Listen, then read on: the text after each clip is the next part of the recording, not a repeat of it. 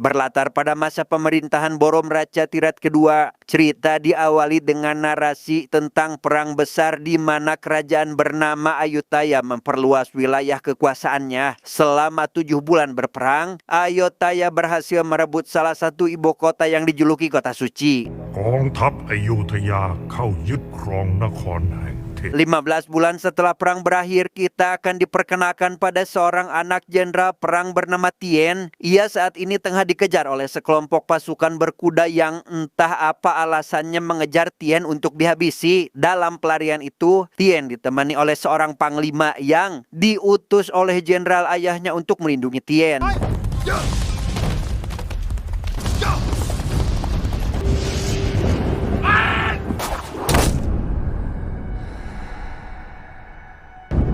Berkat pengorbanan yang dilakukan oleh si Panglima, Tien berhasil lolos dari pasukan berkuda meski kini tidak tahu kemana harus pergi. Hingga keesokan harinya, ia ditemukan oleh sekelompok penculik sekaligus penjual budak dan dibawa bersama para korban penculikan.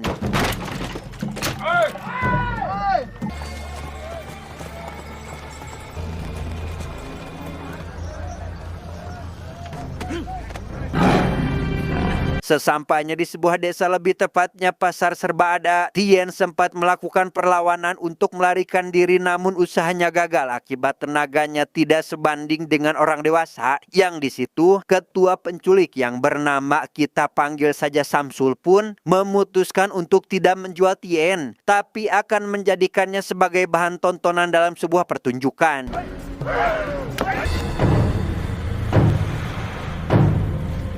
Entah pertunjukan seperti apa, Tien dilumuri darah hewan terlebih dahulu dan dibawa ke depan sebuah kolam. Namun karena sebelumnya Tien sempat mengantongi sebuah batu, ia menggunakan batu tersebut untuk menyerang Samsur dan...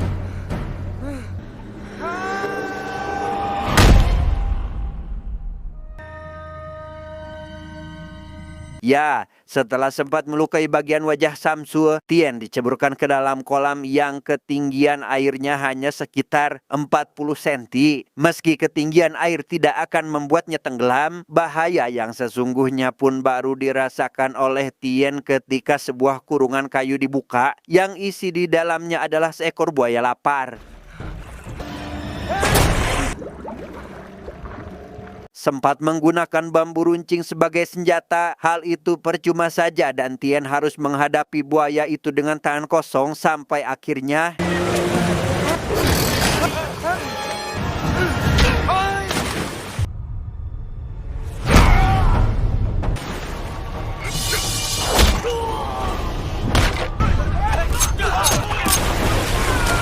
Dan ya, keributan pun seketika terjadi tatkala seorang pria bernama Cernang melakukan kerusuhan. Entah siapa dia dan pasukannya, namun yang pasti apa yang dilakukannya adalah untuk menyelamatkan Tien.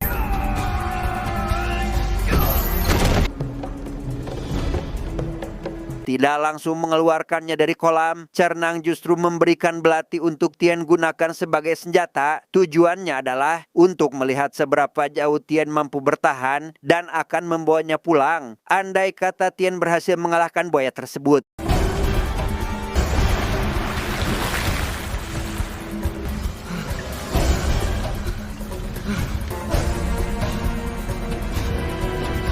Singkat cerita, Tien pun dibawa pulang ke kampung halaman Cernang dan dipertemukan dengan seorang ahli supranatura bernama Chengpa. Meski tidak bisa melihat, mata batinnya tidak bisa diremehkan. Bahkan beliau langsung bisa merasakan jika Tien akan menjadi sosok petarung tangguh. Bahkan diramalkan dapat menguasai dunia karena takdirnya yang begitu kuat.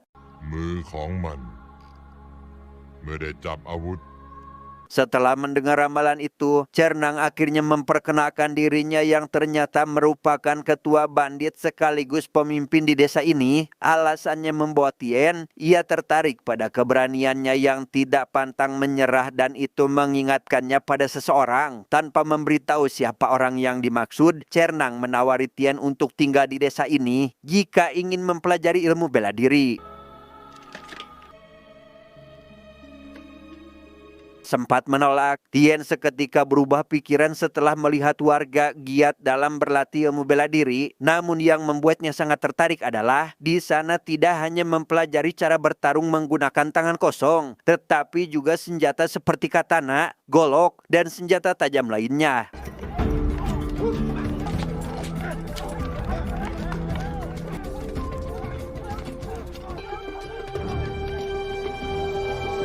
Setelah kondisinya benar-benar pulih, Tien langsung menjalani kesehariannya dengan berlatih dimulai dengan teknik dasar menggunakan pedang. Beberapa hari menjalani latihan, ia resmi dianggap sebagai warga di desa itu sekaligus jadi bagian dari kelompok bandit di bawah kepemimpinan Cernang.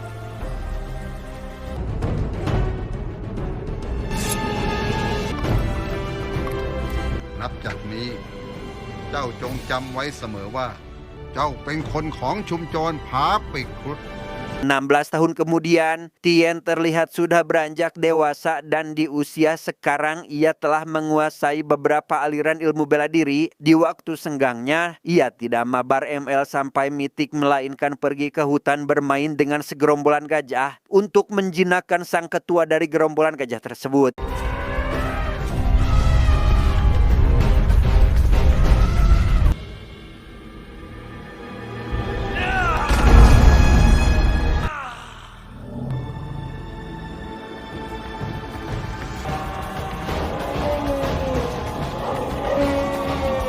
Di hari itu juga, Tien mengikuti ujian terakhir dari Cernang yaitu harus mengalahkan 4 anak buah terbaiknya. Tahap pertama, ia dihadapkan dengan sosok ahli judo yang tentu lihai dalam menggunakan pedang. Namun Tien dengan mudah bisa mengalahkannya.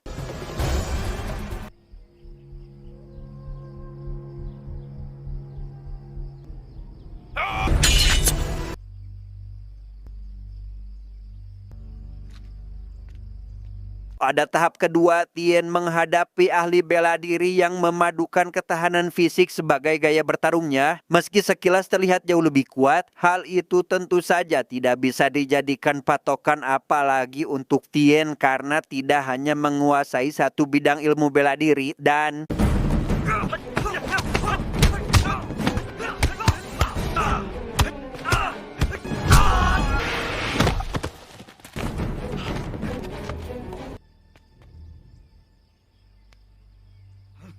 selesai dengan itu, Tien kali ini harus berduel melawan petarung Muay Thai yang katanya terbaik di desa itu. Meski awalnya kesulitan, ia pada akhirnya berhasil memenangkan duel yang membuat Cernang bangga karena dia telah berhasil mendidik Tien sampai seperti ini.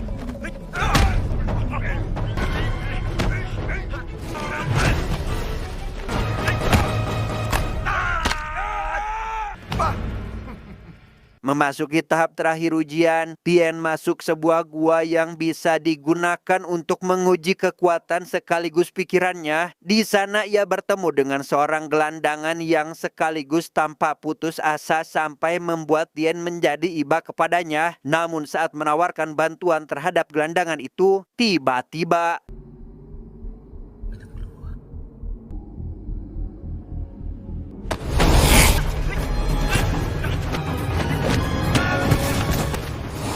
ya, Tien seketika diserang oleh si gelandangan yang ternyata ini merupakan bagian dari tahap ujian yang karena gelandangan itu lincah saat bertarung, ia pun cukup dibuat kesulitan dalam menghadapinya. Cernang yang mengawasi dari atas sengaja memberikan belati untuk Tien menghabisi si gelandangan karena ternyata itu sudah jadi bagian dari latihan sebagai bentuk pelajaran bahwa penampilan tidak bisa dijadikan patokan untuk menentukan kepribadian orang lain.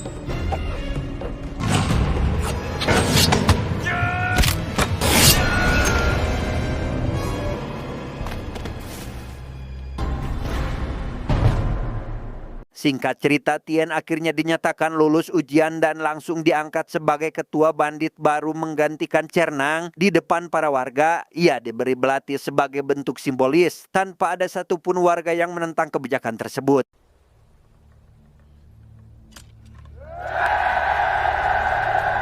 Sejak resmi menjadi ketua pasukan para bandit, Tien pun menjalankan aksi pertamanya dengan menargetkan reng-rengan yang membawa patung Buddha dan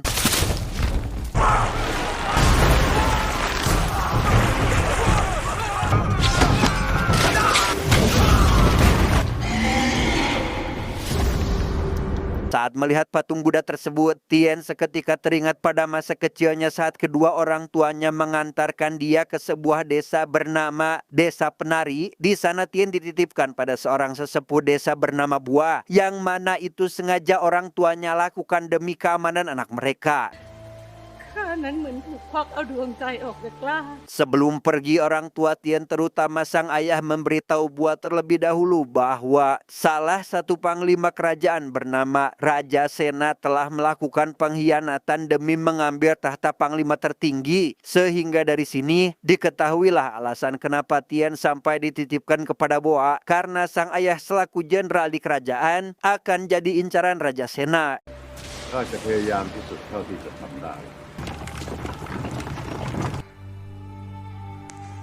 Setelah kedua orang tuanya pergi untuk kembali ke kota, Tien pun menjalani kehidupan baru di desa tersebut dan mendapat teman baru bernama, kita panggil saja Yuli, karena keduanya langsung akrab. Ia mengungkapkan kekesalannya terhadap ayahnya sendiri bahwa yang dia inginkan sebenarnya adalah belajar ilmu bela diri, bukan dikirim ke desa ini untuk jadi seorang penari. Pada suatu hari Tien dijemput oleh salah satu anak buah ayahnya yang mengaku telah diutus untuk membawa Tien pergi dari desa. Sebelum berangkat, ia memberikan sebuah gelang untuk Yuli sebagai kenang-kenangan sekaligus pengingat jika dia akan kembali untuk menemuinya.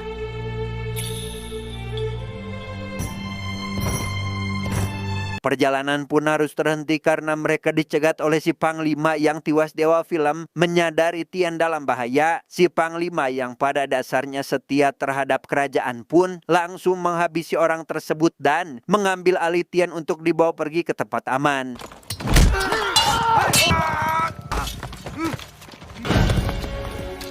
Berlokasi di sebuah desa yang kondisinya sangat kacau. Di tempat itu Tien menyaksikan kedua orang tuanya dianiaya oleh Raja Sena dan pengikutnya. Dengan mata kepalanya sendiri, ia melihat detik-detik terakhir ibunya tewas disusul sang ayah yang juga dihabisi oleh seseorang yang mengenakan jubah hitam.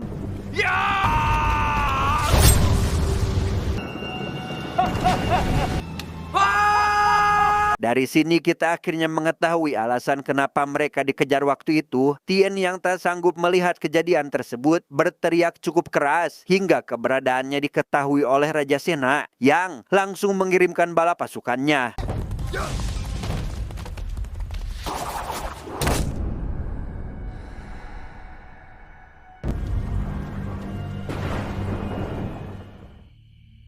Kembali ke masa sekarang, kita akan melihat Samsul dan beberapa anak buahnya yang ternyata masih hidup tetap menjalankan bisnis penjualan budak. Di depan banyak orang, ia menghajar salah seorang warga yang ingin mengeluarkan anaknya dari dalam kurungan sampai akhirnya terhenti saat ada seseorang melemparkan sebuah guci tepat ke wajah Samsul.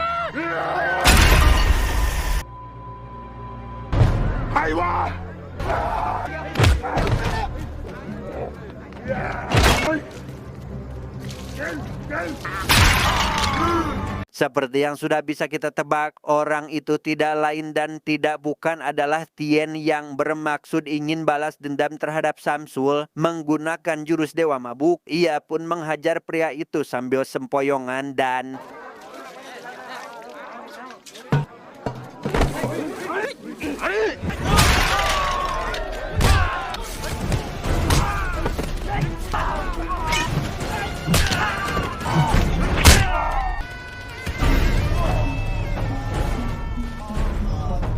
beres dengan gelombang pertama, Tien harus menghadapi anak buah Samsul yang jumlahnya kali ini jauh lebih banyak. Masih dengan bermodal jurus sama yaitu Dewa Mabuk, ia pun berhasil mengalahkan mereka sampai salah satu di antaranya mengeluarkan sisa sarapan pagi.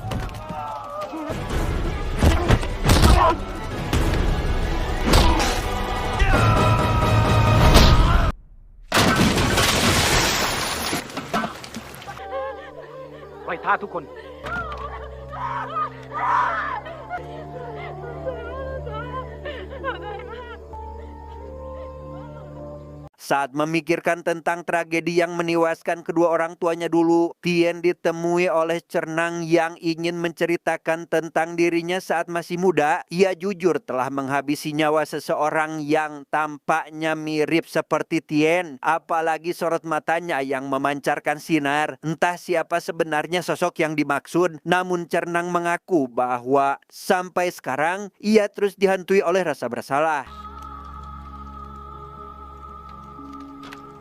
Singkat cerita, esok pagi pun Caang, tanpa melibatkan kelompok bandit, Tien pergi seorang diri menuju istana kerajaan untuk balas dendam atas kematian orang tuanya, yang mana di tempat itu Raja Sena sedang mengadakan acara yang dianggap sebagai ritual suci untuk memberi penghormatan kepada dewa.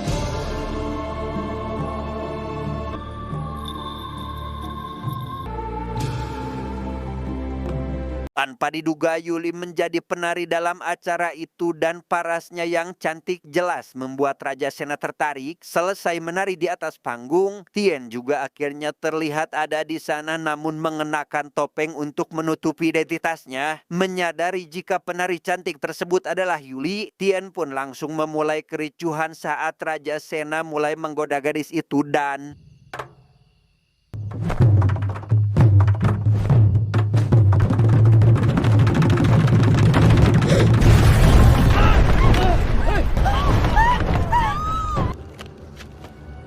Ya, Tien pun membabi buta menghajar Raja Sena termasuk semua prajurit yang ada di sana. Entah ini sudah menjadi akhir bagi Raja Sena atau tidak, Tien memilih pergi karena menganggap misinya sudah selesai, meski sebenarnya ingin bertegur sapa dengan Yuli. Sepulangnya ke desa para bandit, Tien mendapati desa itu sekarang kosong seolah warga telah pergi meninggalkan tempat ini. Entah kemana semua orang, tak lama ia pun dihampiri oleh sosok berjubah hitam yang membuatnya teringat pada sosok yang dulu menghabisi ayahnya sehingga...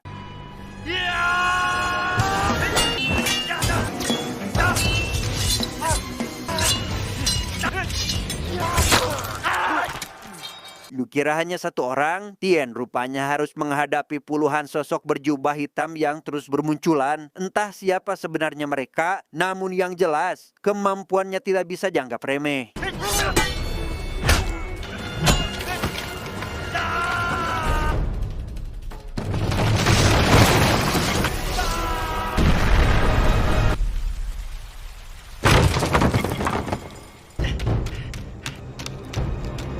Ketegangan belum selesai di mana kali ini Tien mengincar sosok yang besar kemungkinan adalah ketua dari kelompok jubah hitam ini. Namun saat akan didekati, ia kembali dibuat kerepotan oleh para kroco tangguh tersebut.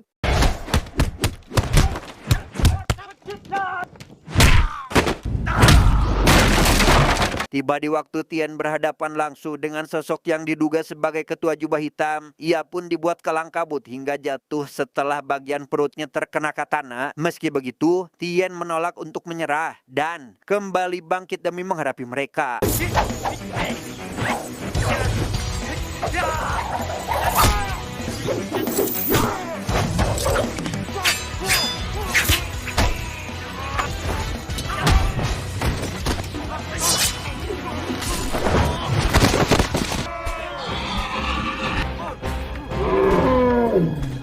Dengan memanfaatkan tubuh gajah sebagai tameng tempur, Tien berhasil menumbangkan sebagian dari kroco yang tersisa sampai akhirnya...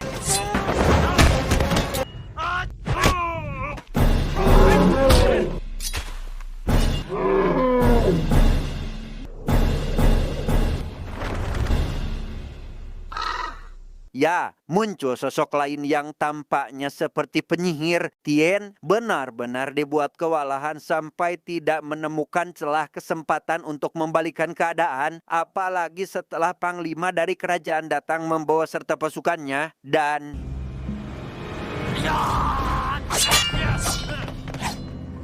Melihat Raja Sena rupanya masih hidup, hal itu jelas membuat Tien terkejut karena baru mengetahui jika beliau semalam mengenakan rompi yang melindungi tubuhnya. Pada situasi seperti ini, Tien yang sekarang mustahil bisa menggapai Raja Sena dipersilahkan untuk bertarung melawan si jubah hitam yang ternyata...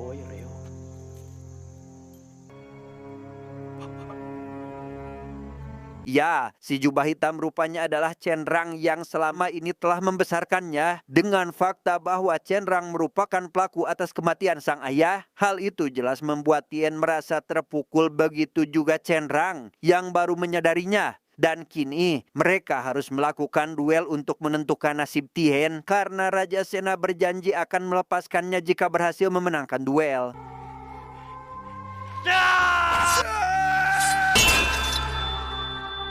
Di tengah pertarungan yang sedang berlangsung, Cenrang dengan sengaja memancing kemarahan Tien agar tidak ragu dalam menghadapinya. Ia ingin menebus kesalahan di masa lalu, meski sebenarnya mudah bagi dirinya jika memang ingin menghabisi murid terbaiknya ini. Cenrang berharap ke depannya Tien dapat menjalani kehidupan baru tanpa ada lagi perasaan dendam dalam hatinya.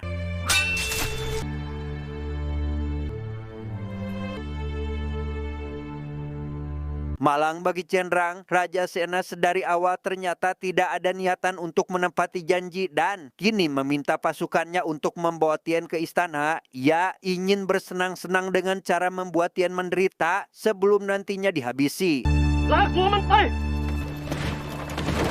Tamat, ending yang sangat mengkagokkan.